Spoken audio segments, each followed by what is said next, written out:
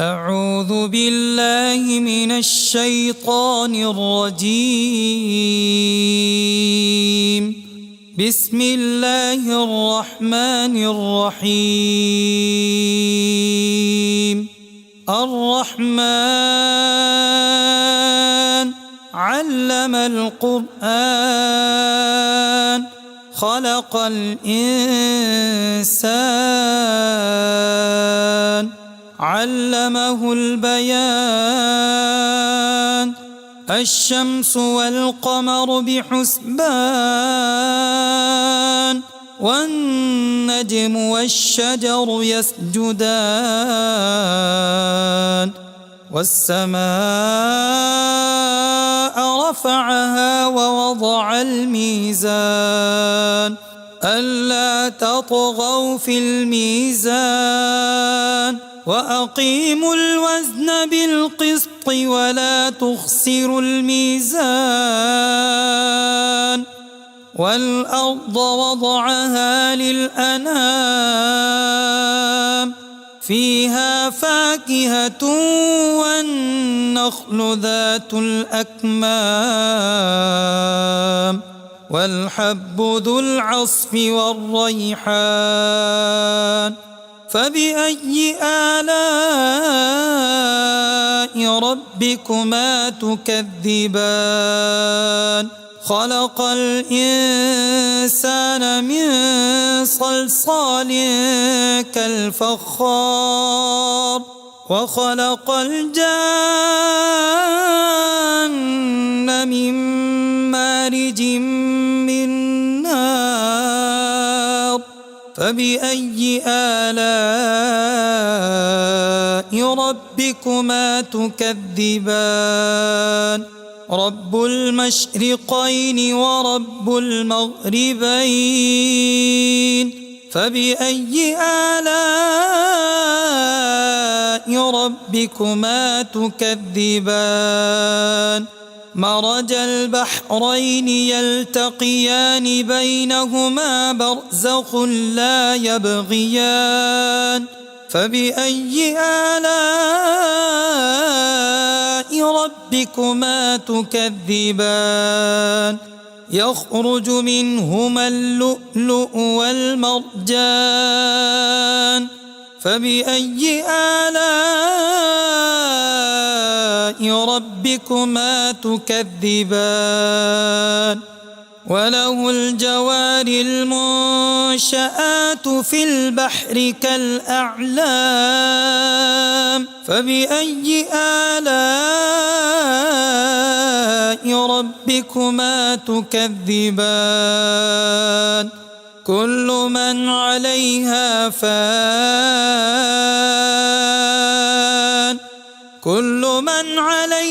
فان ويبقى وجه ربك ذو الجلال والإكرام. فبأي آلاء ربكما تكذبان؟ يسأله من في السماوات والأرض كل يوم هو في شأن. فبأي آلاء ربكما تكذبان؟ سنفرغ لكم أيها الثقلان. فبأي آلاء ربكما تكذبان؟ يا معشر الجن والإنس إن استطعتم أن تنفذوا من أقطار السماوات والأرض فانفذوا لا تنفذون إلا بسلطان. فبأي آلاء ربكما تكذبان؟ يرسل عليكما شواظ من نار ونحاس فلا تنتصران. فبأي آلاء ربكما تكذبان فإذا انشقت السماء فكانت وردة كالدهان فبأي آلاء ربكما تكذبان فيومئذ لا يسأل عن ذنبه إنس ولا جان فبأي آلاء ربكما تكذبان يعرف المجرمون بسيماهم فيؤخذ بالنواصي والأقدام فبأي آلاء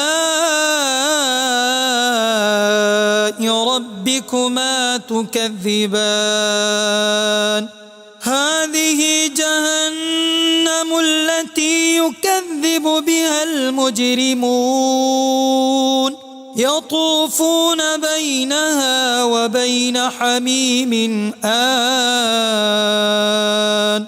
فبأي آلاء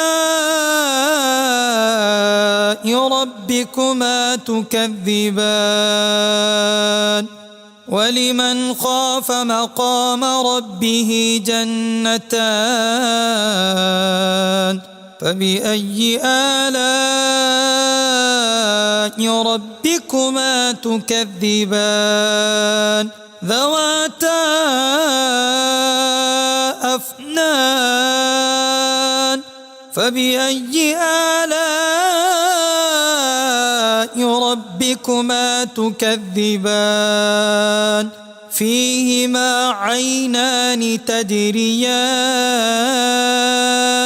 فبأي آلاء ربكما تكذبان فيهما من كل فاكهة زوجان فبأي آلاء ربكما تكذبان متكئين على فرش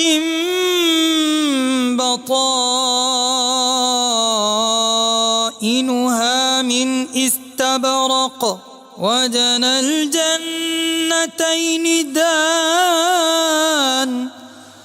فبأي آلاء ربكما تكذبان فيهن قاصرات الطرف لم يطمثهن إنس قبلهم ولا جان فبأي آلاء ربكما تكذبان كأنهن الياقوت والمرجان فبأي آلاء ربكما تكذبان هل جزاء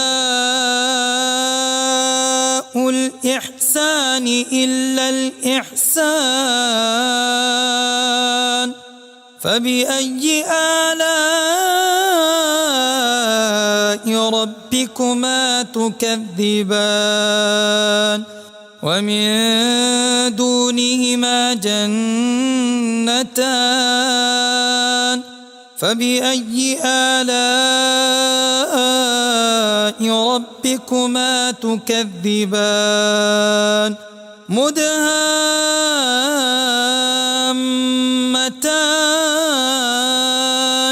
فبأي آلاء